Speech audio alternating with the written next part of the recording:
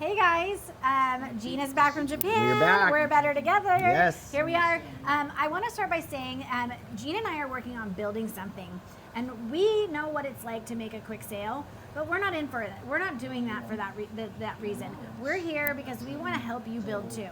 We're building something that's lasting. We've been in the business for a long time, and we want to bring you along, and that's the whole reason we're doing this. Yes. We want to offer something to you. We want to bring you along on our journey and help you build something for your future as well. So Gene's going to start off by telling us what's happening in the market. We have a lot going on. So let's start with rates. So Freddie Mac posted this afternoon that the 30-year fixed rate is hovering around 6.49%, which is up from last week's 6.47%.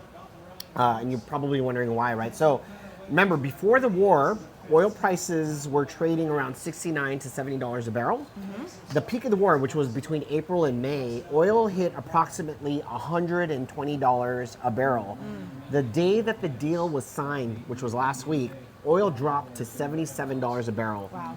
Oil is nearly back to where it was pre-war levels, down 40% from the wartime peak. Now, remember, we've been talking about this for a few weeks now. When oil prices are up, inflation is up, bond yields are up, mortgage rates go up.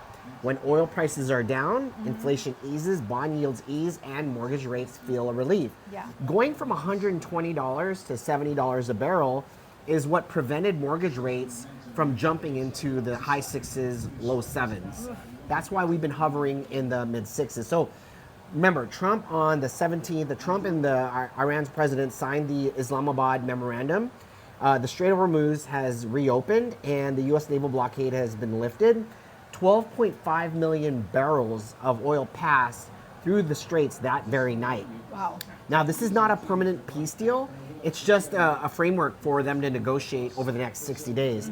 Now, why hasn't rates come back down to where they were in February when we were in the high fives, low sixes, right? So the Feds also met on the 17th, and their tone was very hawkish, which means that they were tightening monetary policy to control inflation. In fact, 9 out of 12 of the Fed members signaled that a potential rate hike could happen this year.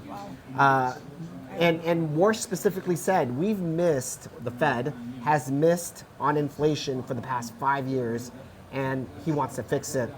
The CPI number for May was published June 10th, and that came in at 4.2% year over year, which is the highest we've seen inflation since April of 2023.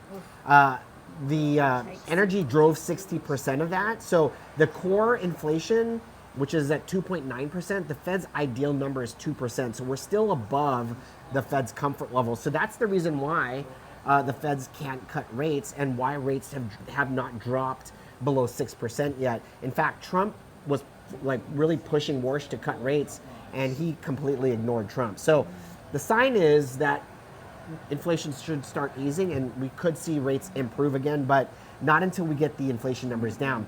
Now, we still have some solutions for you guys. We have the 1.0 lender paid buy down, which ends next week, so take advantage of it.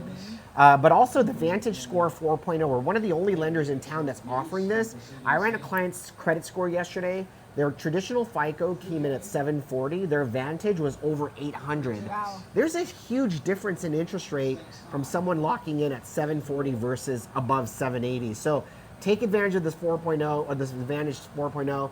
Would love to be a resource for you. Alicia, what's going on with real estate in Placer? All of our numbers were down this week. All the new listings, pendings, and solds. We have new listings at 138, down 23 from last week. Pendings are at 114, down 25 from last week.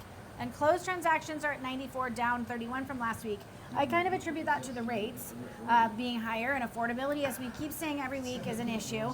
And also, we had a 3-day weekend. Everyone's out of town for Juneteenth and Father's Day. Yeah. Happy Father's Day to everyone. Happy Father's Day. But we want to just focus in on affordability as a primary theme. We are working hard with what we can do. Sellers need to understand, I think, that buyers are being picky because they can't afford to make any adjustments to the property after they're in.